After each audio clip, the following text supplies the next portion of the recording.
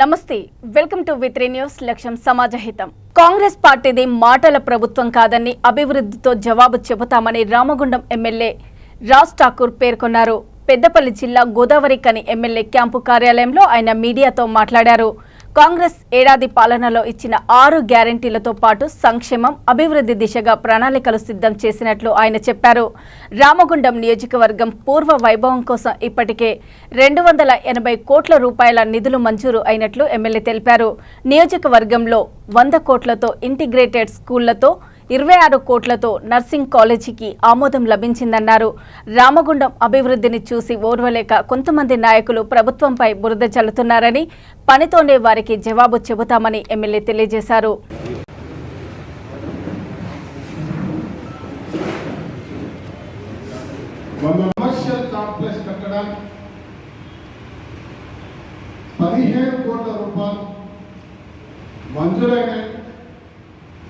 వారం 10 రోజుల టెండర్ పూర్తయి పనులు ప్రారంభమైన విషయాన్ని ఈ ప్రాంతంలో ఎప్పుడెప్పుడు కమర్షియల్ కాంప్లెక్స్ అవుతుందా, ఇది అయ్యే పనైనా, దీన్ని వడ్డీనే ఇచ్చేస్తాము అనేక రాష్ట్రాల్లో చేస్తున్న వారికి ఇది ఒక జవాబుగా మరి తీసుకోవాలి. అక్కడ కమర్షియల్ కాంప్లెక్స్ త్వరలో ప్రారంభిస్తున్న విషయాన్ని చెప్తాము.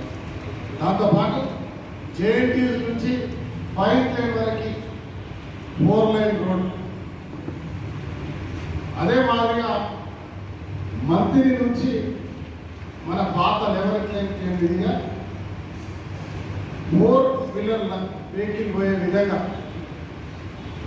సేఫ్ తార్ రోడ్ అయితే చిన్న రోడ్డు, ఎందుకంటే ఓపెన్ కాస్ట్ మైనింగ్ వచ్చింది కాబట్టి ఆ కమ్యూనికేషన్ రోడ్ లేకుండా ఇబ్బంది పడకుండా 4 లైన్ కాకుండా 4 వీలర్ పోయేంత సైజు రోడ్ని ఏర్పాటు చేయడానికి కూడా నిధులు